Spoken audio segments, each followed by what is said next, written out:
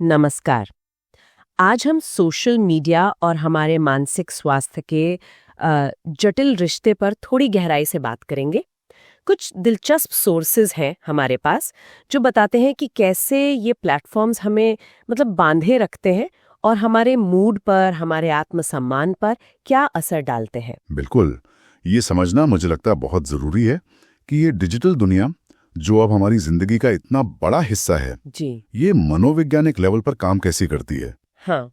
जो जानकारी मिली है वो साफ दिखाती है कि ये सिर्फ टाइम पास नहीं है, ये हमारे दिमाग के रिवॉर्ड सिस्टम से काफ़ी गहराई से जुड़ा हुआ है। हाँ, एक सोर्स में सोशल मीडिया की तुलना स्लॉट मशीन से की गई है जो मुझे काफी काफी सटीक लगी। अच्छा, स्लॉट मशीन कैसे?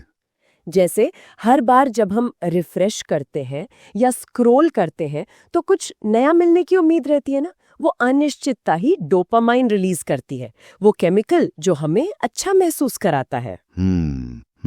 और बस हम वापस खिंचते चले जाते हैं। हाँ, ये डोपामाइन हिट का ही खेल है सारा। और ये सिर्फ इसकी लत लगने वाली डिजाइन तक ही सीमित नहीं है। कई सोर्सेस इस बात पर जोर देते हैं कि हम अनजाने में ही अपनी जिंदगियों की तुलना करने लगते हैं दूसरों की ऑनलाइन लाइफ से। हाँ, दूसरों की ऑनलाइन पेश की गई तस्वीरों से, जो अक्सर काफी एडिटेड और परफेक्ट दिखाई जाती हैं। एक सोर्स में तो एक वाकया बताया गया है कि एक तस्वीर पोस्ट करने से पहले कोई 500 से ज्यादा क्लिक्स लिए गए। 500? हाँ, ओह। और उसके बाद भी एडिटिंग हुई। मतलब आंकड़े बताते हैं कि करीब 71% लोग अपनी तस्वीरें एडिट करते हैं पोस्ट करने से पहले। सही कहा। और ये जो लगातार तुलना है, ये हमें कहीं ना कहीं अपर्याप्त महसूस करा सकती है ना, चिंता बढ़ा सकती है, सेल्फ एस्टीम कम कर सकती है। बिल्कुल, हम ये आसानी से भूल जाते हैं कि ऑनलाइन जो दिख रहा है वो चमक दमक अक्सर पूरी कहानी नहीं होती, सिर्फ हाईलाइट रील होती है। हाँ, हाईलाइट रील। और कुछ आंकड़े तो वाकई चौंकाने वाले हैं। कौन से वाले? एक स्टडी का जिक्र है सोर्सेज में जो 2010-12 के बाद खासकर टीनेज लड़कियों में डिप्रेशन, एंजाइटी और सेल्फ हार्म के मामलों में तेज बढ़ोतरी दिखाती है। ओह हाँ, मैंने भी पढ़ा है। और ये ठीक वही समय है जब स्मार्टफोन्स और सोशल मीडिया का इस्तेमाल तेजी से बढ़ा। इसे सिर्फ इत्तेफाक मानना तो मुश्किल है। बिल्कुल। इसी स्टडी में इसे बचपन की शानदार रीवायरिंग जैसा कुछ कहा गया है। शानदार रीवायरिंग मतलब जैसे पहले का बचपन था खेलना, कूदना, असली दुनिया के अनुभव, अब वो फोन आधारित बचपन बनता जा रहा है।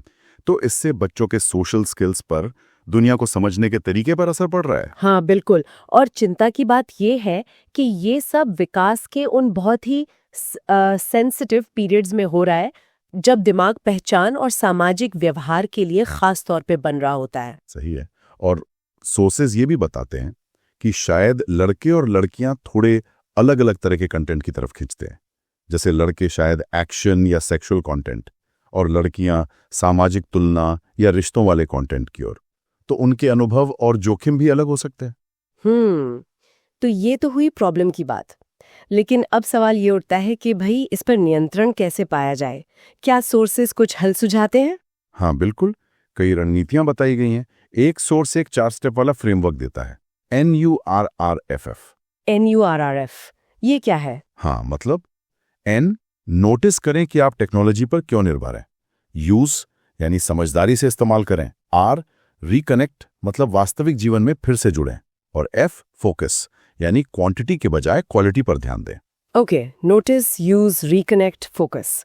सुनने में अच्छा है। और सीमाएं तय करने की बात भी है शायद। हाँ, वो बहुत जरूरी है। जैसे स्क्रीन टाइम लिमिट करना, सोने से मान लीजिए कम से कम आधा घंटा पहले डिवाइस बंद कर देना। नोटिफिकेशंस बंद करना, वो शायद सबसे अहम है। बिल्कुल बिल्कुल, ताकि बार बार ध्यान ना भटके। और अपने फीड को भी थोड़ा सचेत होकर बनाना, मतलब जिन अकाउंट्स को देखकर नेगेटिव फीलिंग आती है उन्हें अनफॉलो करना। हाँ, और पॉजिटिव या कुछ सीखने वाले अकाउंट्स को फॉलो करना, एक तरह से अपने डिजिटल स्पेस की सफाई करना। एग्जैक्टली। एक सोर्स कुछ बड़े बदलावों की भी बात करता है, खासकर बच्चों के लिए। जैसे हाई स्कूल से पहले स्मार्टफोन नहीं देना। ओह, ये तो बड़ा कदम है। हाँ, और 16 साल से पहले सोशल मीडिया नहीं। स्कूलों को फोन फ्री बनाना और बच्चों को बाहर खेलने, थोड़ा रिस्क लेने, जिम्मेदारी लेने के ज्यादा मौके देना, मतलब रियल वर्ल्ड में ज्यादा इन्वॉल्व करना। ये सुनने में तो बहुत अच्छा लगता है, पर प्रैक्टिकल कितना है ये देखना होगा। हाँ, चुनौतियां तो हैं, और एक मानसिक बदलाव की भी बात है, फोमो, यानी फियर ऑफ मिसिंग आउट, या कुछ छूट जाने का डर।